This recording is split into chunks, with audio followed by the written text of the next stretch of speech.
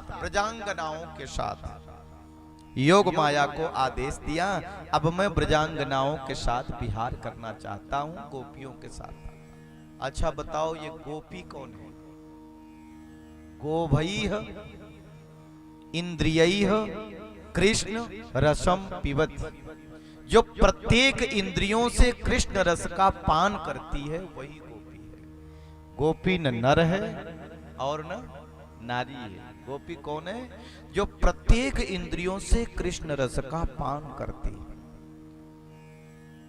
आपने कभी सुना हो, मैंने तो यहां पे नहीं सुनाया क्योंकि समय की कमी भी थी, भगवान ने गोपियों का चीर हरण किया।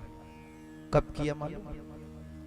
ये गोपियां प्रातः काल भोर में 3 बजे यमुना में स्नान करती हैं, कात्यायनी माता का पूजन करती हैं और एक ही वरदान मांगती हैं, हे मैया हमें कृष्ण पति रूप में प्राप्त। भगवान ने एक दिन गोपियों से कहा, देखो तुम लोग अच्छा नहीं करते, और ये गोपियां यमुना जी में नग्न स्नान करती हैं, कपड़े बाहर उतार दिया फिर स्नान किया।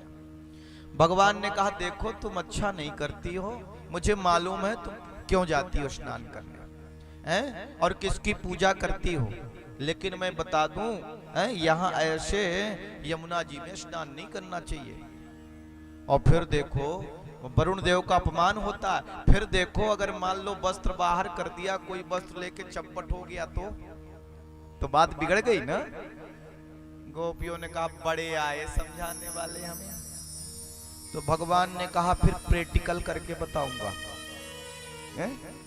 और देखो एक दिन गोपियां स्नान कर रही थी, भगवान ने सबके कपड़े चीर जो है लेकर के कदम के पेड़ पे चढ़ गए।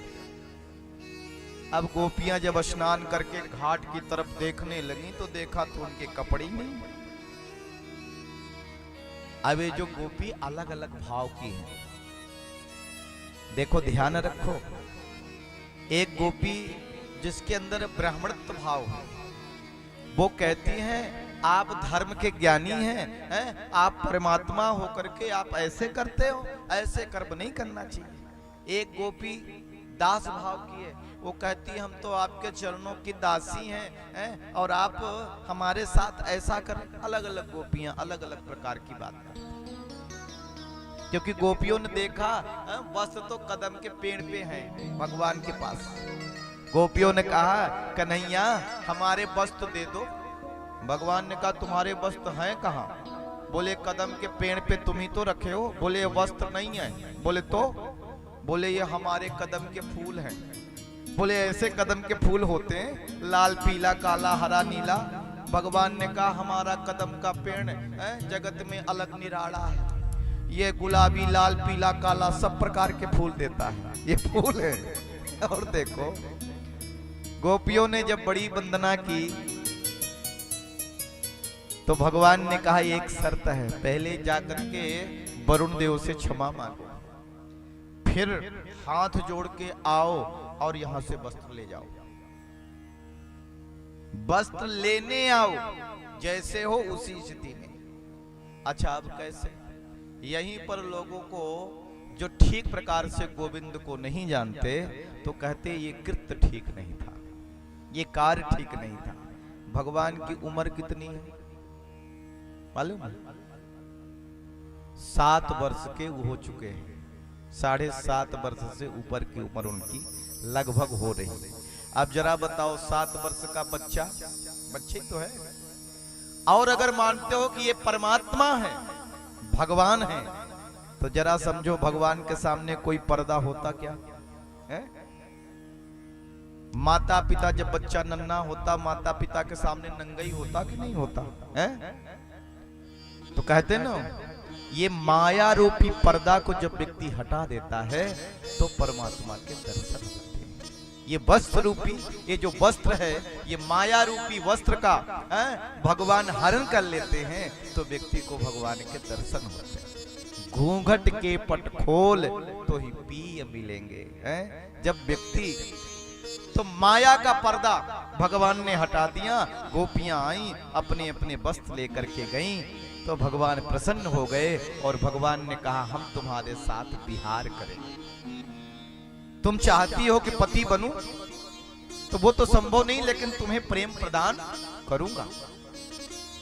आज गोपियों से रमन करने का समय है। भगवान पिता रात्रि सरदो फुल्ल मल्लिका। ये रात्रि कौन है? शरद पूर्णिमा की रात्रि। एक बात मैं आपसे कह दूं, ये महाराज की कथा समझना सबके बूते की बात भी नहीं है, और जो समझ जाए तो फिर कहना ही क्या है। लोग कहते हैं कन्हैया ने इतनों के साथ रास किया, मैं 2-4 के साथ कर लेता तो क्या जाता। फिर ऐसे कहते इतनों के साथ शादी की है, हम 2-4 के साथ कर लेते तो क्या जाना।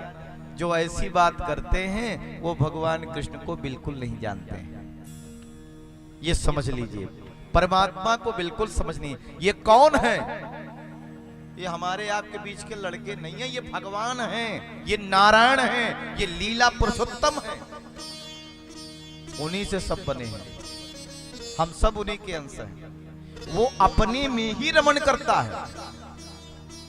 अच्छा ये बताओ, मैं ही 5 रूप बन जाऊं, 10 रूप बन जाऊं, और अपने में ही नर हो जाऊं, नारी हो जाऊं, अपने में ही गले मिलूं, तो बताओ कोई फर्क है क्या? है?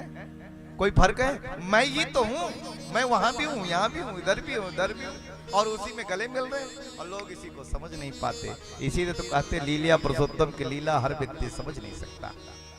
भगवान कौन है? ये भगवान। यहाँ पे सुखदेव जी लिखते हैं, लिख सकते भगवान, कृष्ण लिख सकते थे, लेकिन कृष्ण नहीं लिखा, भगवान। ये भगवान है। भगवान पिता रात्रि सरदो फुल्ल मल्लिका। शरद पूर्णिमा की रात्रि है। अच्छा, कितनी बड़ी रात्रि का आमंत्रण दिया मालूम है? ब्रह्मा जी के 6 महीने के रात्रि का आवाहन किया। कितने महीने की? 6 महीने की रात्रि का। तो ब्रह्मा जी का एक रात्रि कितने दिन की होती है? कितने समय की होती है? और एक दिन, एक रात, एक दिन मालूम है? जब सतयुग, त्रेता, द्वापर, कलयुग 71 बार बीत जाता है तो एक मनमंत्र होता है। और जब 14 मनमंत्र बीत जाता है, उतनी बड़ी ही ब्रह्मा जी की एक रात्रि होती है और उतना बड़ा ही एक दिन होता है। कितने मनमंत्र? 14 मनमंत्र।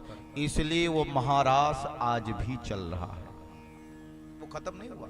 श्री धाम वृंदावन में चल जाओ, निधि बन है। शाम को 7 बजे के बाद वहां पक्षी भी नहीं रहते, बंदर भी नहीं रहते, और वहां तो पूछो ही मत, ताला बंद हो जाता है, कोई देख नहीं पाता। ये प्रत्यक्ष उदाहरण है, क्योंकि वो महारास आज भी चल रहा है। वहां चबाया हुआ पान मिलता है, बिखरा हुआ बिस्तर मिलता है। आप जाइए, कितना भी देख लीजिए, दिन में कितनी भीड़, और शाम को 7 बजे के बाद ताला बंद। और सुनो, बंदर पक्षी कोई भगाता नहीं कि कोई भगा रहा है भागो यहां से, अपने आप गायब हो जाते उस क्षेत्र से, क्योंकि आज भी भगवान आते हैं। तो वो 6 महीने की रात्रि को बुलाया। ये रास किसके साथ हो रहा है? अरे गहरे नत्थु खैरे के साथ नहीं हो रहा। उस रास में वो प्रवेश कर पाता है जो वैराग्य से ऊपर की स्थिति में जब पहुंचता है, तब महारास में प्रवेश होता है, वरना महारास में आ नहीं पाता। जिसको माया छू न सके, जिसको अहंकार छू न सके, जिसको काम छू न सके, महाराज की कथा श्रवण करने से व्यक्ति के जीवन की काम वासना समाप्त हो जाती है।